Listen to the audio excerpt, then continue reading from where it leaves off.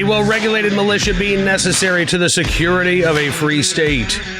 The right of the people to keep and bear arms shall not be infringed. Welcome to another edition of Bearing Arms Cam and Company. My name is Cam Edwards. Glad that you've joined the program today. Got thrown a bit of a curveball. Originally planned on having Dr. John Lott join me on the program today talking about concealed carry numbers, but Dr. Lott had to reschedule. So that's going to be coming up on tomorrow's Bearing Arms Cam and Company. The Crime Prevention Research Center out with some new figures for 2020 showing that nearly 1 million more Americans are carrying concealed compared to this time last year in 2019. Now, while the numbers have grown, the rate of growth has slowed a bit. So we'll delve into that with Dr. Lott on tomorrow's Bearing Arms Cam and Company. Still have a lot of stuff to talk about today, however, including the new NICS numbers for the month of September. Now, according to the National Shooting Sports Foundation, about 1.6 million background checks performed on gun sales in the month of September. That would make it the busiest September on record, which is not surprising. Maybe the only really surprising thing about this is the fact that the numbers seem to have slowed a little bit.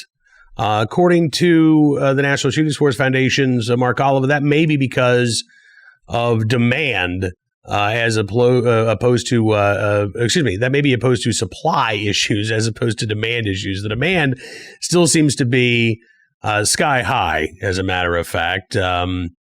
Since March, the NICS figures have monthly been between 1.6 and 2.1 million background checks performed on firearm transfers. Now, the total NICS checks numbers have been quite a bit higher, but that's because you have a number of states like Illinois and Michigan that do permit rechecks using the NICS system.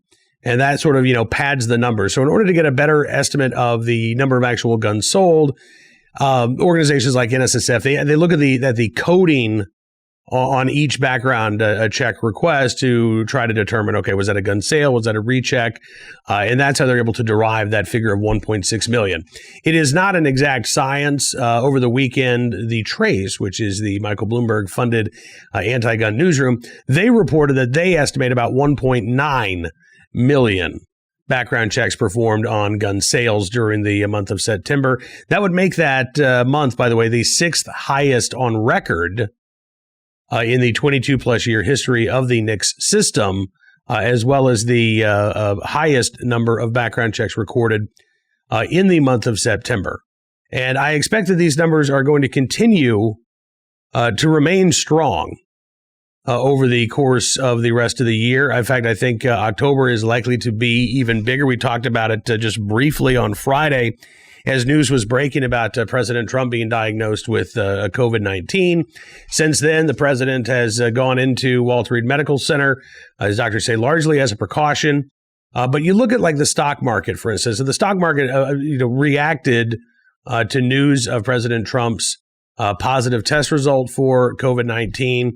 And reacted as well, by the way, to the word that, President Trump was looking to leave Walter Reed Hospital on Monday morning.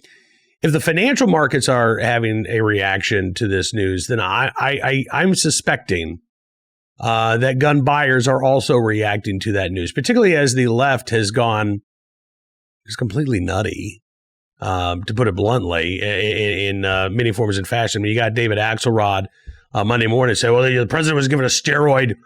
We know that can affect his mood. We know that can affect his decision-making. The 25th Amendment should be invoked. And that's basically been the hue and cry from Democrats ever since this positive test result came down, that President Trump is unable to do the job of the office. Got to replace him with Mike Pence. It's sad to see, quite honestly. But I do think that it ratchets up the uncertainty for a lot of Americans. And I think that fear and uncertainty is what is driving a lot of the gun sales and has driven a lot of the gun sales since March. You're going back to those first coronavirus closures. People were like, man, what's going to happen here? We were in this situation that we'd never really gone through before as a society. And that prompted a bunch of people to say, all right, I'm I'm buying a firearm for self-defense. Since then, we've seen a rise in violent crime. We've seen unrest and riots and looting, as well as peaceful demonstrations in cities all across the country. That has continued to help the gun buying surge continue to take place. And I again suspect that this is going to remain the case over the next few months, at least through the election, and I'm guessing beyond the election as well. If Donald Trump wins a resounding victory in November, that might quell some of the surge in gun sales. But if this case ends up going to the court system to resolve the election, if, again, there is uncertainty and doubt over the outcome in November, that is going to keep those sales strong. Absolutely. And speaking of courts, the Supreme Court getting underway with a brand new term on Monday, and not taking too long, unfortunately, to say no to a Second Amendment case, although they did hold over another Second Amendment case, this one out of California. So the case that the court rejected today, it's a case called Zoe H. versus Nebraska. And it dealt with kind of I don't want to say a convoluted issue, but it's certainly an issue that right now is more of a state level concern than a national level concern, which may be why the court passed this case by. Paul Clement, former U.S. Solicitor General, the plaintiff's attorney in this case, he's argued Second Amendment cases before the Supreme Court before, and of course at the appellate level as well. Basically, this dealt with a 2018 state law in Nebraska that disenfranchised anybody who was found or adjudicated by a juvenile court to have committed certain crimes. They couldn't exercise their right to keep and bear arms until they reached the age of 25. Paul Clement had argued that the legislature accompanied that new criminal prohibition with a requirement that the juvenile court inform a juvenile of these Second Amendment consequences of an adverse adjudication, but it did not amend its laws to require a right to a trial by jury for those offenses that can result in the loss of Second Amendment rights past the age of majority. And so basically arguing that this law was flawed when it was implemented, and that individuals who did not have a jury trial. Let's see. This is what Paul Clement said. The net result is that Nebraska deprives individuals of their Second Amendment rights as a collateral consequence of an adjudication in which it deprives the accused of a right to a jury trial. So unfortunately, the Supreme Court did not bite on this case. They denied cert, meaning that the decision by the Nebraska State Supreme Court upholding the law will stand. But they did hold another case over for conference on Friday of this week, and we'll get the results of that conference next Monday. This is a case called Rodriguez versus San Jose, and it deals with a woman named Lori Rodriguez and the now 7-year-long court fight that Lori Rodriguez has waged in an attempt to get her legally owned firearms returned to her, the guns that were seized by the city of San Jose back in 2013. So the facts of this case, back in January of 2013, Lori Rodriguez called police and said that her husband was behaving erratically. Police came, they took custody of her husband under a mental health hold. And that mental health hold, by the way, disqualifies her husband from owning or possessing firearms, but it does not disqualify Lori Rodriguez from possessing firearms. And according to this lawsuit, one of the officers on the scene falsely told Lori Rodriguez that he had a legal duty to confiscate all of the firearms in her home, and that she was required to surrender the firearms by providing the combination of the gun safe. All of the firearms in the home, by the way, were inside this gun safe, which was locked up, and Lori Rodriguez's husband did not have access to it. Lori Rodriguez objected to the seizure of the firearms in the gun safe. She also specifically objected to the seizing of firearms that belonged to her and were registered in her name, not in her husband's name. However, she did hand over the combination to the gun safe. The officer took possession of all of the firearms within. About a week later, Lori Rodriguez's husband was released from the hospital, And Lori Rodriguez wants to get the guns back. She tells City of San Jose and the San Jose Police Department, look, I'm going to make sure that my husband doesn't have access. We're going to change the code so he can't get into the gun safe. Nope. Couldn't get him back. February 22nd, 2013, City of San Jose actually files an action against Lori Rodriguez's husband, seeking to maintain possession of the firearms in his name.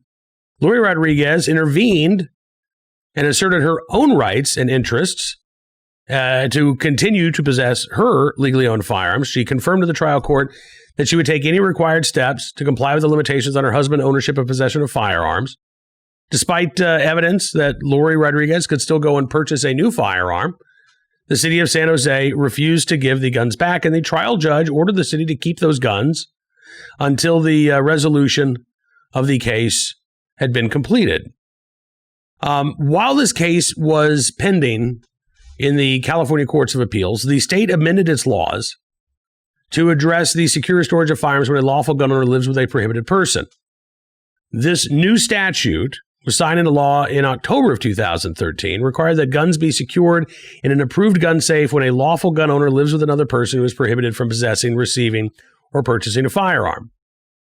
Okay. So that should apply to Lori Rodriguez, and she should be able to get her guns back, right? No. 2015, California Court of Appeals, this is a state court, by the way, this is not federal court at this point, California Court of Appeals, affirmed on the limited question of whether the guns should be returned to the previously detained person, meaning Lori Rodriguez's husband, rather than Lori Rodriguez herself, and the propriety of the city's continued possession of the firearms pending further resolution in court. But the court held that Lori Rodriguez, could still seek to recover her property because, quote, the record on appeal shows that the procedure provided by California state law for the return of firearms in the possession of law enforcement remains available to Lori. Okay. Regarding her Second Amendment argument, though, the court found that no violation had yet occurred because the trial court order did not, quote, require the forfeiture of destruction of the confiscated firearms and that she had not yet complied with the available state law procedures in order to have the firearms returned to her. Further noted that nothing in the trial court's order, quote, precluded a person who claims title to the confiscated firearms from seeking their return under state law, and therefore, quote, such procedure remains available to her, and therefore she had failed to show that the trial court order precluded her from keeping firearms for home protection or that her Second Amendment rights had been violated. So basically, the court said, look, you still got options available to you. Go and try to get your guns back. So she did just that. She complied with all of these specific procedures to seek return of the firearms that she owned, including showing that she was in compliance. She had the gun safe. Nope, didn't matter. They still refused to return Lori Rodriguez's guns to her. So that's when she sued in federal court on August 12, 2015, alleging violations of the 2nd, 4th, 5th, and 14th Amendments, as well as state law claims under the California Penal Code.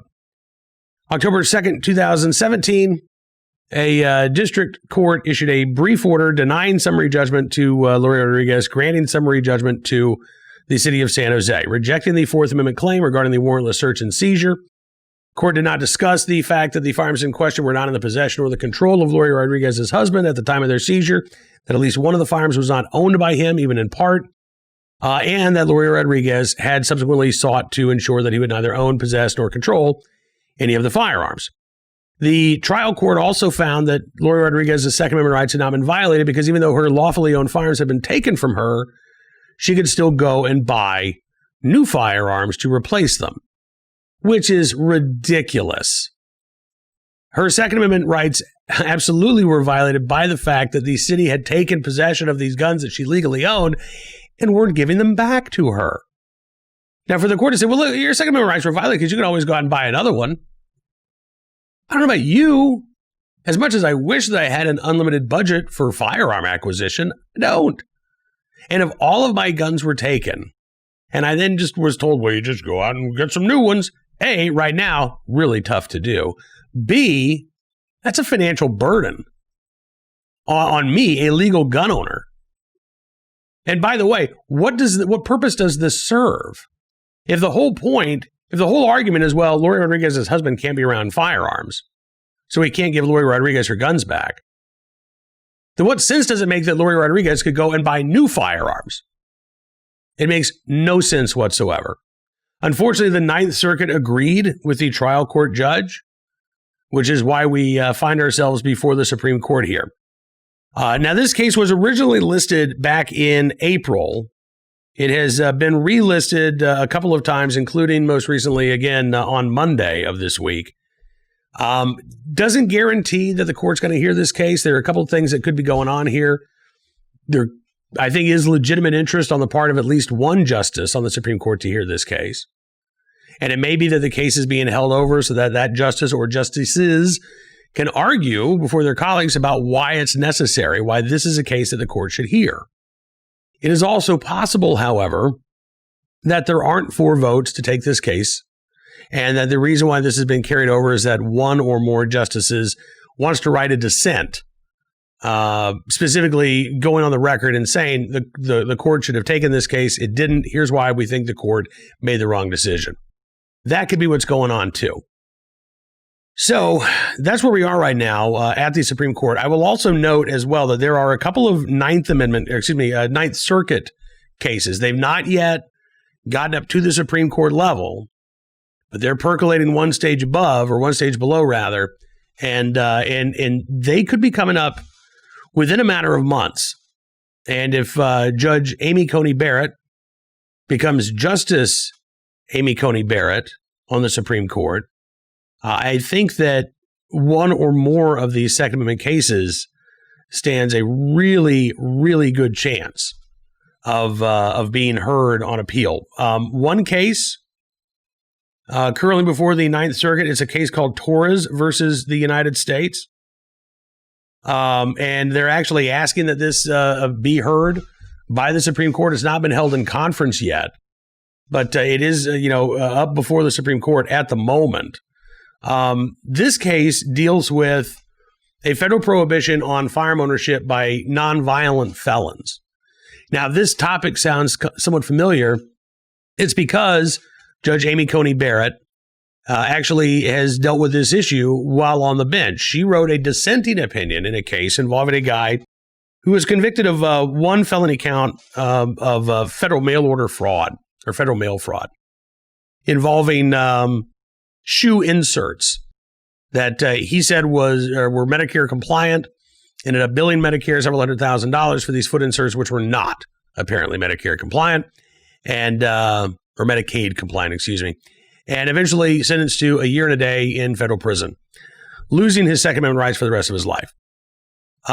He sued, trying to get his rights restored, and in this case, Amy Coney Barrett wrote in a dissenting opinion that the founding fathers, if you look at the history and the tradition of the Second Amendment, that the founders did not intend for all felons to face a lifetime prohibition on firearms. In essence, they were more worried about dangerous individuals.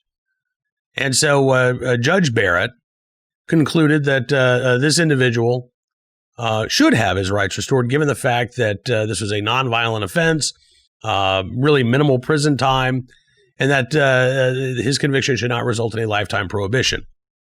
In this case, which is just now going before the Supreme Court, a case called Torres versus the United States, challenging again that federal prohibition on firearm ownership by felons. Specifically, Mr. Torres was convicted of a felony DUI offense. And as a result of that felony DUI offense, he too has lost his right to keep and bear arms for the rest of his life. The Firearms Policy Coalition, the Second Amendment Foundation, filing an amicus brief in support of Torres' position, giving the court some historical analysis, again, on the history and the tradition about why this prohibition has over the course of U.S. history, generally and traditionally only prohibited violent individuals from continuing to possess firearms. According to the Director of Research, Joseph Greenlee, with the Firearms Policy Coalition, quote, "The founders never intended for peaceable persons to be denied the right to keep and bear arms. We are hopeful that the court will grant certiorari and clarify that nonviolent persons, like Mr. Torres, cannot be prohibited from owning a firearm." All right, so that case is being appealed up to the Supreme Court right now. Again, it's not been seen in conference, but it could be seen in conference. A little bit further behind is a case called Young versus Hawaii.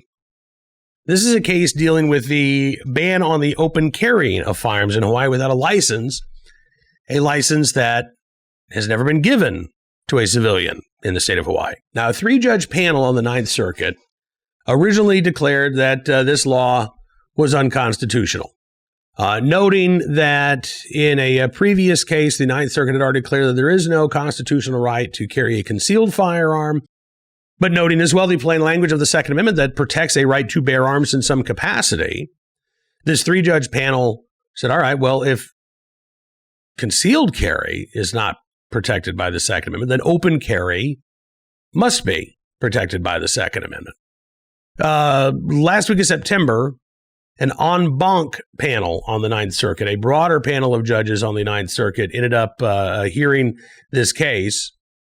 And we should, fingers crossed, get their decision in the next couple of months. Now, there's no specific timeline, but generally that's about how long it takes. What's interesting about this case, you can't just do the head counts and say, all right, well, this is how many Republican appointed judges were on the case and how many Democrat appointed judges were on the case. That doesn't automatically tell you what the result is going to be.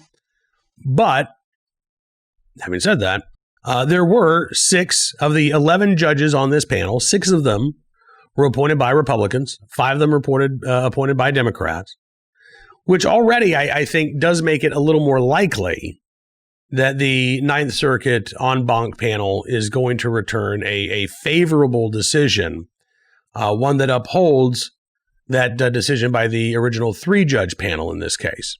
Regardless, though, of what this en banc panel decides, I think it's likely that this case gets appealed to the Supreme Court. I say likely and not a guarantee, because if the plaintiffs were to win here, if George Young, the individual who's suing the state of Hawaii, if he wins, well, he's not going to challenge the case to the Supreme Court. And gun control advocates may put a lot of pressure on the state of Hawaii not to appeal either. They've done that in the past. Rather than risk an adverse Supreme Court ruling, they've basically told jurisdictions like the state of Illinois, District of Columbia, take the loss. Just take the loss. And we know it sucks, but you know what? Better to have a bad decision at the appellate court level than a bad decision apply nationwide.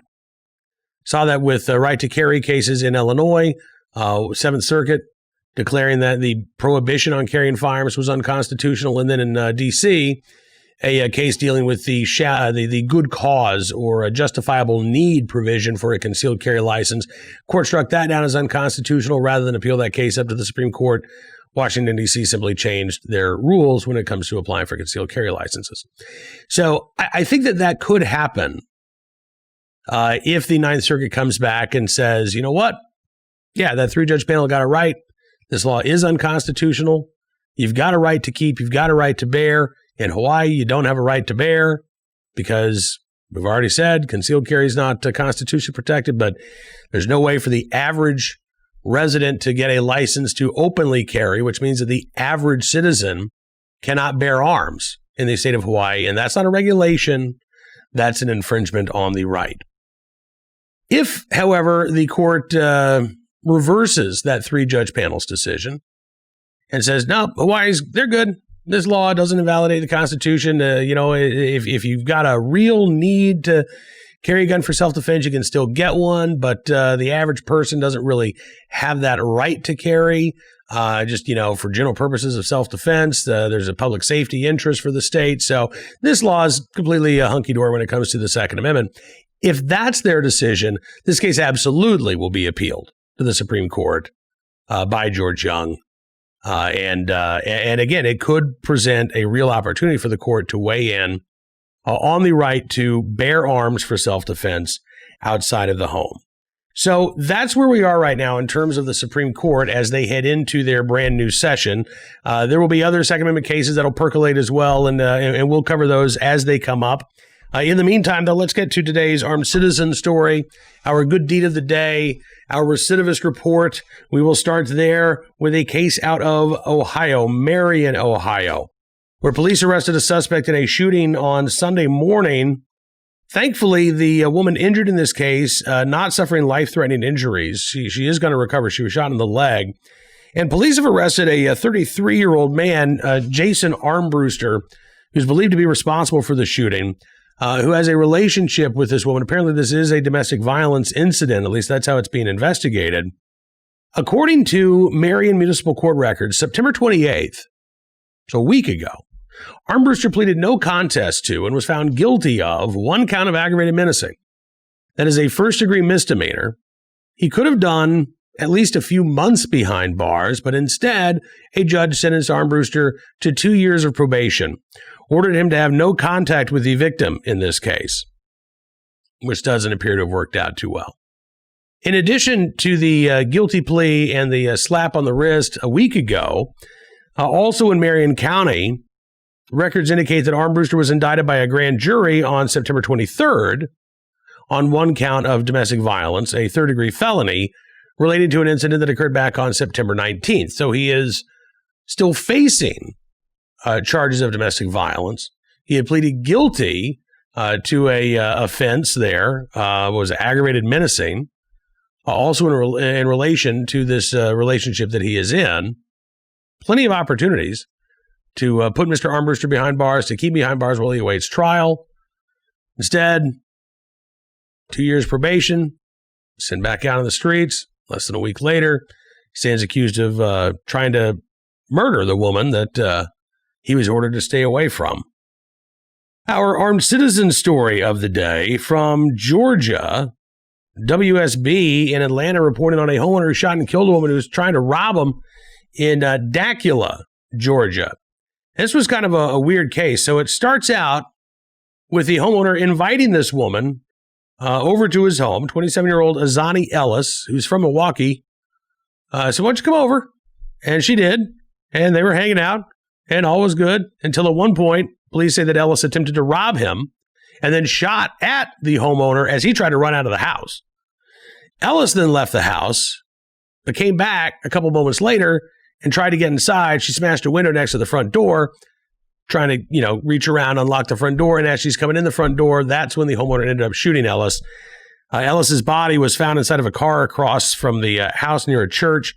Deceased from the gunshot wounds. Homeowner cooperated with police. Investigators determined that he was defending himself, was not charged in this case. A rather bizarre story, but still an act of self-defense there in Dacula, Georgia. And finally today, our good deed of the day, also from Georgia, the Atlanta area, an Atlanta police officer going above and beyond to really help a single mom out in a time of need. This is a great story. Veronica Campbell. Vivian Campbell, I think, is the guitarist for Def Leppard. Used to be with Whitesnake. Veronica Campbell, however, she's been with the Atlanta Police Department for 27 years. Has never played in any metal bands as far as I'm aware of. But she says, I'm always trying to find different ways I can to give and to help people. And in this case, she ran across a young mom of 5 who had no wheels, no way to get to work. And Officer Campbell said, I knew this mother needed a new lease on life, and she needed to know that the Atlanta Police Department had officers willing to make the sacrifice when they go out into the community. And she actually gave this woman a vehicle that belonged to her. She said, I had a vehicle. I just decided to give it to her, and she'd be able to put it to better use than me. The mom says, strangers will go a long way to help you more than anyone else. So this is a true blessing. Veronica Campbell said she knows that this is a time when some police departments are under a microscope. She says that she hopes her actions will help bridge the gap between the police and those they serve, for them to really look at, as quote, as people first and as officers second. When they see us, they should see help, caring, passion, and resources. And I think that is certainly the case when it comes to Veronica Campbell and her donation in the right place at the right time, willing and able to do the right thing. Officer Campbell, we certainly do appreciate your very good deed. That is all the time we've got for you on this edition of Bearing Arms Cam & Company. I want to thank you for being a part of the program today. We will be back tomorrow with more of the latest Second Amendment news and information, including delving into the right to carry numbers, the concealed carry numbers, with Dr. John Lott from the Crime Prevention Research Center. Until we talk again, be well, be safe, be free, and we'll see you soon with another edition of Bearing Arms, Cam & Company.